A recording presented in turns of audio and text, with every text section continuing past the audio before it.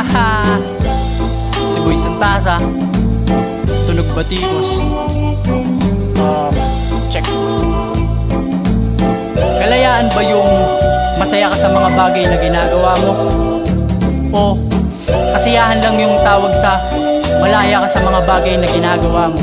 Check. Maluwalhati lang palagi ang laman ng bawat araw. Kung hindi nahaharangan kung ano ang kalayaan mo, ako'y hayaan mong ikaw ay kantahan. Nagpapakaimilyo ng maaginaldohan sa ating bansang yung nakatali ang malaya. Mga bukas na isip magpakaya, ako ay mandaraya na nagpipilit tumakas. Di gustong magpaalipin ng unggoy sa isang ahas. Bakas sa mga pusong nagkalat sa paligid na mga nabibihag ng maling pag-ibig. Aking natatanto na ikaw lang tumatakbo sa aking isip. Kinulong ng puso mong walang pinto, kaya pala ngayong nakawala na.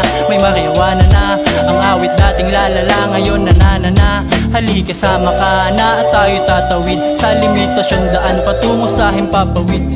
Ikalabing-dalawang araw ng Hunyo, alam mo kung ano ang aking punto.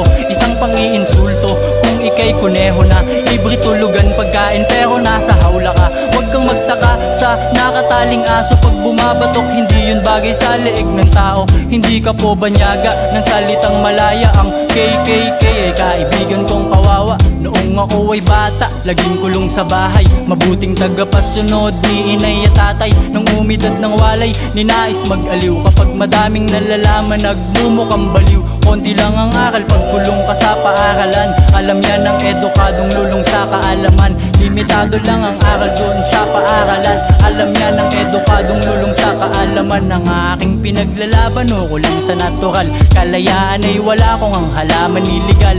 Sila ay immoral at nagpapakatanga ako sa pag-iwas sa inyo kasi nilalambat na tayo. Ayoko dyan sumama, ayoko din gumaya. Manonood ako, hindi pipila sa parada. Ito'y iitsa pwera mo kung ikay may tali sa leeg. At kung wala ka, halika, damhin mo himig ng awit ko sa ika-6 na buwan. Pitsa 12, dapat araw-araw ang ganap niyan. Alam mo yan, bagamat ipaliwanag ko, ikay malalabuan dahil sa pinagkakaiba ng ating katayuan, katanong at kasagutan at mga opinyon. Kapayapaan lang aking hangad, gusto mo din yon.